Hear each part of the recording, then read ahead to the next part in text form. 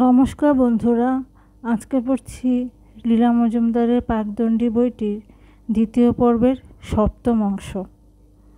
আমার বিয়ের আগেও লেখক দেখেছিলাম, স্বয়ং রবীন্দ্রনাথকেই কাছের থেকে দেখেছিলাম।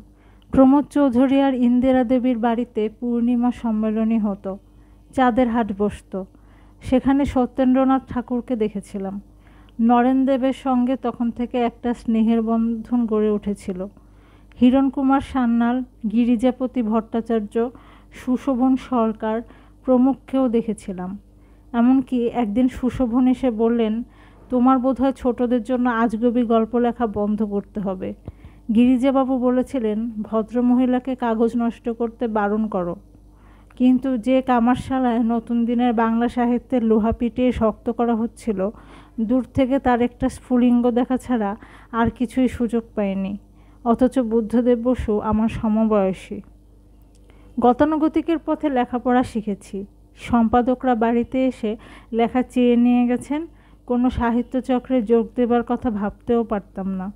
তার পেছনে একটা সাহিত্যের পটভূমিকা ছিল, হোক সে শিশু সাহিত্য। একটা জোরালো গঠনশীল আবহাওয়ায় মানুষ। জ্যাঠামশায়ের বাড়ি ছিল আমাদের অনুপ্রেরণা আর কৌতূহলের কেন্দ্রবিন্দু। সিঁড়িতে হাফটন ব্লকে ছাপা নদীর ছবির নানা রঙের প্রুফ পড়ে থাকতো, নিচে প্রেস চলতো, আর বড় দাদারা লম্বা লম্বা প্রুফের কাগজে নাক ডুবিয়ে কলম হাতে বসে থাকতেন। কথা বলতে গেলে বিরক্ত হতেন। দপ্তরিরা আসতো, ডাকে বই যেত। দাদামশাই, বড় জেঠামশাই নামকরা পণ্ডিত মানুষ। এ তো কোনো অচেনা জগতের কথা নয়, তবু খাপছাড়া হয়ে থাকি। বাড়ির সেই সাহিত্যের অন্দরমহলের সঙ্গে বাইরের পোশাকি এবং মজলিসি জগৎ মিল খেত না। এদিকে কল্লোল যুগ কবে শুরু হয়ে গেছে। সমবয়সী লেখক বুদ্ধদেব, অজিত দত্ত এবং সামান্য বড় প্রেমেন্দ্র মিত্র, অচিন্ত্যকুমার নাম করে ফেলেছে।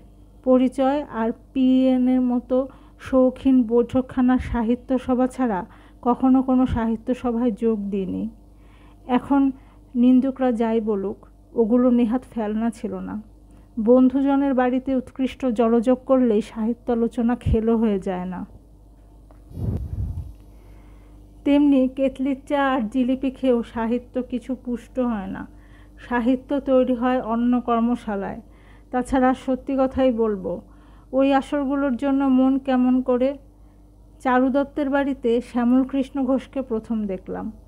আমার মেসমশাই সুরেন্দ্রনাথ মৈত্রের বাড়িতে সোফিয়া ওয়াডিকাকে, অন্নদাশঙ্করকেও বোধহয়, আর মনে হয় প্রেমেন্দ্র মিত্রকে আর তার স্ত্রী বীণাকে, তাদের বড় ভালোবেসেছি। এরা সবাই নিশ্চয়ই একটু একটু করে আমার চিন্তাধারাকে প্রভাবিত করেছিল। কিন্তু আমার 30 বছর বয়সাবধি আমি ভাবতাম, আমার নিজের লোকেরা ছাড়া রবীন্দ্রনাথ, বঙ্কিম, শরৎচন্দ্র এই তিনটি মহামানবের কাছেই আমি ঋণী। কথাটা ভুল। প্রত্যেক পরিবারে নিজস্ব একটা সাংস্কৃতিক পরিবেশ থাকে। ওই বংশে ছেলেমেয়েরা নিজেদের অজান্তে তাতে পুষ্ট হয়। সেজন্য দেখা যায় পণ্ডিতের ঘরে পণ্ডিত্যের, সাংগীতিকদের ঘরে গান বাজনার, শিল্পীদের ঘরে শিল্পচর্চার, লেখকদের ঘরে সাহিত্য রচনার একটা জন্মগত প্রবণতা নিয়ে ছেলেমেয়েরা বড় হয়। হয়তো জন্মগত প্রবণতাও নয়, সবটা পরিবেশ থেকে পাওয়া। আমি একদিন মহর্ষি দেবেন্দ্রনাথের, রবীন্দ্রনাথের, জোড়াসাঁকোর ঠাকুরবাড়ির প্রতি একটা শ্রদ্ধা, আমাদের পারিবারিক কাজে কর্মে আস্থা, আমার অদেখা দাদামশাই রামানন্দ ভারতীর প্রতি ভক্তি নিয়ে বড় হয়েছিলাম। সেটাকেই স্বাভাবিক বলে মনে হতো।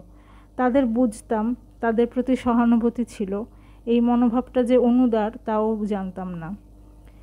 বিয়ের পর দেখি এবারই অন্যরকম চিন্তা, অন্যরকম আদর্শ, অন্যরকম কাজকর্ম। আরও আশ্চর্য হয়ে দেখলাম তার পাশে আমার মনোভাবেরও যথেষ্ট জায়গা আছে। অবশ্যই এটা আমার উদার মনের স্বামীর জন্যই সম্ভব হয়েছিল। এদের বাড়িতে উচ্চাঙ্গ সঙ্গীতের আদর ও চর্চা ছিল। দ্বিজেন্দ্রলালের নাটক, গান, কাব্যের আদর ছিল। তার মধ্যে একটা স্বজন পোষণের গন্ধ থাকলেও থাকতে পারে।